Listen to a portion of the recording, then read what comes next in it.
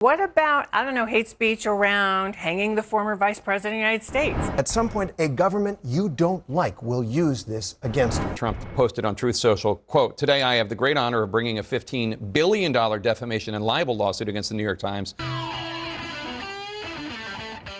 I have a CNN panel I want to jump into covering Pam Bondi and Donald Trump's recent comments about attacking free speech, going after the media and others, and a blatant attack on our First Amendment. So lock in, leave us a like on the video. It helps us out a ton, gets us out there in the algorithm, and let's get right to the discussion. There's hate speech around, as we know, hate crimes, right? Which can lead to violence. Obviously, hate speech that can lead to violence.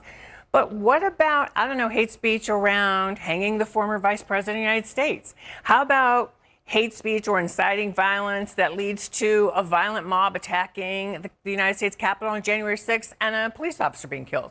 I mean, the hypocrisy around this is just astonishing, given that, you know, what we seem to hear from President Trump is hate speech or mean speech or negative, anything he just doesn't like. Anyone who doesn't ask him a question that he deems inappropriate seems to be, you know, hateful. We've seen him berate many of our CNN colleagues and others for any question he just deems is out of bounds. And the craziest part to all this for me is we just had conservatives revamp the whole "we should be allowed to say the N-word because free speech" argument that, you know, they do every other year. As the panelists pointed out, we just had Trump using very incendiary rhetoric as he incited a mob who went and then beat cops and broke into the Capitol, were chanting about hanging a politician whom was just pardoned by the president. We have sitting politicians like Mike Lee, who just mocked the Democratic lawmaker that was shot and killed in Minnesota, multiple who mocked George Floyd, Trump himself mocked, or Trump Jr.,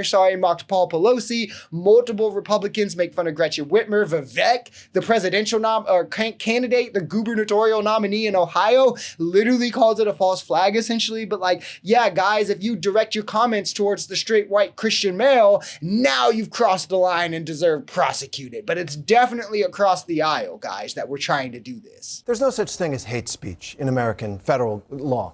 The words never appear in the U.S. Code. And the Supreme Court, for decades, Republicans and conservatives alike, have again and again and again said when the government wants to punish speech, they have to meet an incredibly high burden. That came in a case where somebody threatened to shoot Lyndon Johnson, in a case where somebody burned a cross on a lawn, in a case of stalking a singer-songwriter, and in the case of the Westboro Baptist Church, which staged these despicable demonstrations outside the funerals of fallen soldiers. Each time, the Supreme Court overturned a conviction won by the government. It is almost impossible to win. But his comments there come the same day that President Trump posted on Truth Social, quote, "Today I have the great honor of bringing a $15 billion defamation and libel lawsuit against the New York Times." And this is where, again, the fascism, the sowing mistrust in institutions is a smart play by Trump, where he sowed it so deep into his base, they're so cult-brained on this, that when he's now clearly without a doubt targeting the media, opening lawsuit after lawsuit, threatening them just for asking him questions,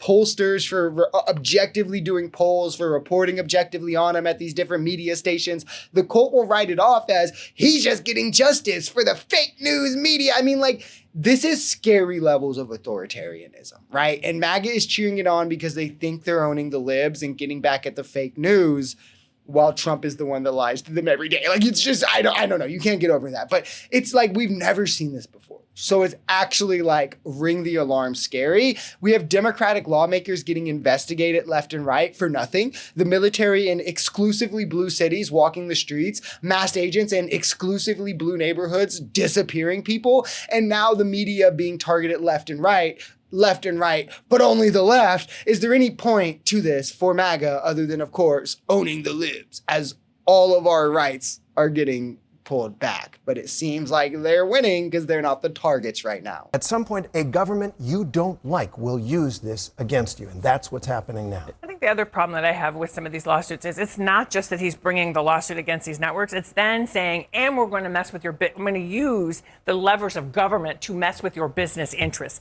That is not appropriate. It's one thing to say, I'm going to sue you around speech that I think is inappropriate or because I have my First Amendment rights.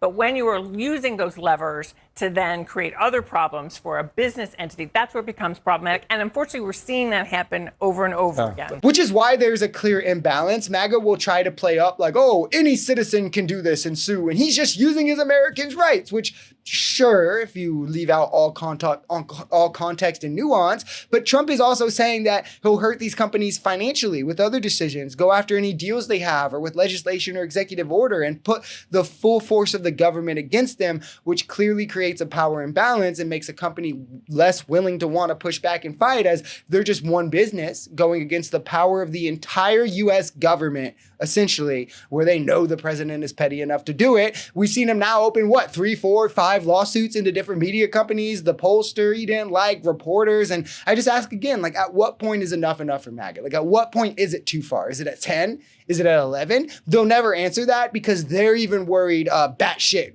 I don't know what I was about to say there, but they're worried in their own right that Trump will get to whatever number they might hypothetically name because they know too where we're at. They're just too involved politically or in the cult invested to admit it.